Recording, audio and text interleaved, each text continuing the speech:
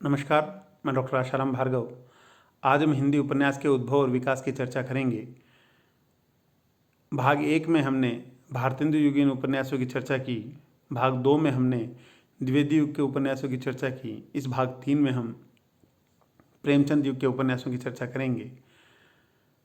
प्रेमचंद युग में सर्वाधिक महत्वपूर्ण रचनाकार स्वयं प्रेमचंद थे। प्रेमचंद ने सेवा सदन, प्रेमाश्रम, रंगभूमि, कायाकल्प, निर्मला, गबन, कर्मभूमि, गोदान, मंगलसूत्र आदि उपन्यासों की रचना की। उनका मंगलसूत्र उपन्यास अधूरा उपन्यास था। सेवा सदन की रचना से पूर्व प्रेमचंद ने बाजार हुस्न उपन्यास की रचना की थी।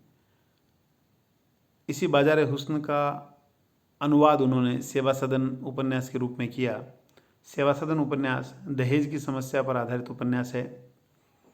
प्रेमचंद ने प्रेमाश्रम उपन्यास की रचना की। यह प्रेमाश्रम उपन्यास राजनीतिक उपन्यास है जिसमें प्रेमचंद ने हृदय परिवर्तन दिखाया है। उसके साथ साथ प्रेमाश्रम उपन्यास गांधीवाद पर आधारित उपन्यास है। रंगभूमि उपन्यास औद्योगिकीकरण पर आधारित उपन्यास है जिसमें सूरदास के रूप में उन्होंने गांधीवादी विचारधारा की स्थापना की है। प्रेमचंद का कायाकल्प उपन्यास अतिरंजनापूर्ण प्रसंगों से युक्त उपन्यास है। यही कारण था ये उपन्यास महत्वपूर्ण सिद्ध नहीं हो पाया। प्रेमचंद का निर्मला उपन्यास अनमेल विवाह की समस्या पर आधारित है, तो गबन उपन्यास मध्यवर्गीय समस्याओं पर आधारित है। कर्मभूमि में प्रेमचंद ने किसान मजदूरों की समस्याओं को आधार बनाकर उपन्यास की रचना की, तो गोदान किसान जीवन पर लिखा गया एक महत्वपूर्ण उपन्यास है। प्रेमचंद के उपन्यासों में उत्तरोत्तर आदर्श से यथार्थ का चित्रण किया गया। उनके शुरुआती उपन्यासों में जहाँ हृदय परिवर्तन या आदर्शोन्मुखी यथार्थवाद दिखाई देता है, वहीं गोदान उपन्यास में उन्होंने यथार्थ चित्रण किया है, जिसमें उन्होंने जहाँ एक तरफ ग्राम और शहरी कथा का द्वंद्व दिखाया है, वहीं दूसरी तरफ किसानों की समस्या का भी चित्रण किया है। प्रेमचंद इस युग के महत्वपूर्ण रचनाकार थे। यही कारण था कि प्रेमचंद के बाद आने वाले रचनाकारों पर प्रेमचंद का स्पष्ट प्रभाव दिखाई देता है। प्रेमचंद के उपन्यासों में मनोवैज्ञानिक पात्र दिखाई देते हैं, सामाजिक यथार्थ दिखाई देता है, मानवतावादी आदर्शवादी विषय वस्तु पर भी उन्होंने उपन्यास लिखे। यही कारण था कि प्रेमचंद के बाद आने वाली मनोवैज्ञानिक उपन्यास की धारा और सामाजिक यथार्थवादी उपन्यास की धारा और मानवतावादी आदर्शवादी उपन्यास धारा, तीनों पर ही प्रेमचंद का स्पष्ट प्रभाव दिखाई देता है। तीनों उपन्यास की धाराओं ने प्रेमचंद से प्रभाव ग्रहण किया। प्रेमचंद युग में विश्वंभर कौशिक ने भी उपन्यासों की रचना की थी। विश्वंभर कौशिक ने माँ और भिखारिणी उपन्यास की रचना की। ये उपन्यास आदर्शवाद पर आधारित है, आदर्शोन्मुखी उपन्यास हैं। विश्वंभर कौशिक जी का भिखारिणी उपन्यास अंतरजातीय विवाह पर आधारित उपन्यास था। शिवपूजन सहाय का देहाती दुनिया उपन्यास भी इस युग का महत्वपूर्ण उपन्यास है। जब मैला अंचल की आंचलिकता की चर्चा की जाती है तो कुछ विद्वान शिवपूजन सहाय के देहाती दुनिया उपन्यास को भी आंचलिक उपन्यास बताते हैं। यह उपन्यास ग्राम्य जीवन पर लिखा गया उपन्यास है जिसमें ग्रामीण समाज की समस्याओं का चित्रण किया गया है।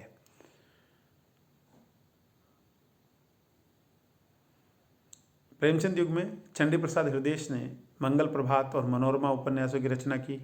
राधिका रमन सिंह ने राम रहीम और सियाराम शरण गुप्त ने गोद उपन्यास की रचना की।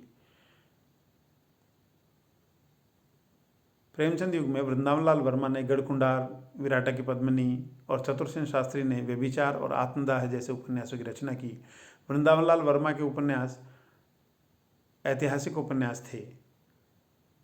चतुरसेन शास्त्री और वृंदावनलाल वर्मा प्रेमचंद युग के बाद भी उपन्यासों की रचना करते रहे। प्रेमचंद युग में भगवती प्रसाद वाजपेयी ने प्रेमपथ, अनाथ पत्नी, त्यागमयी, प्रेम निर्वाह जैसे उपन्यासों की रचना की, तो पांडे बेचन शर्मा उग्र ने चंद हसीनों के खतूत, दिल्ली का दलाल, बुधवा की बेटी, सरकार तुम्हारी आंखों में जैसे महत्वपूर्ण उपन्यासों की रचना की। इस युग में जयशंकर प्रसाद ने भी उपन्यासों की रचना की। उन्होंने कंकाल और तितली जैसे उपन्यासों की रचना की। कंकाल धर्म संघों के भ्रष्ट आचरण पर लिखा गया उपन्यास है, तो तितली आदर्शवादी उपन्यास है जिसमें उन्होंने भारतीय और पाश्चात्य दृष्टि का टकराव दिखाया है।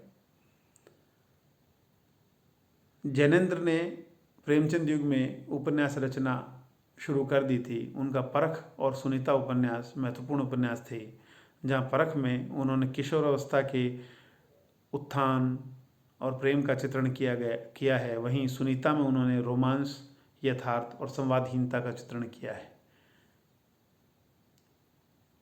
प्रेमचंद युग में सूर्यकांत त्रिपाठी निराला ने भी उपन्यासों की रचना की थी। उन्होंने अप्सरा, अलका, निरुपमा और प्रभावती जैसे उपन्यासों की रचना की।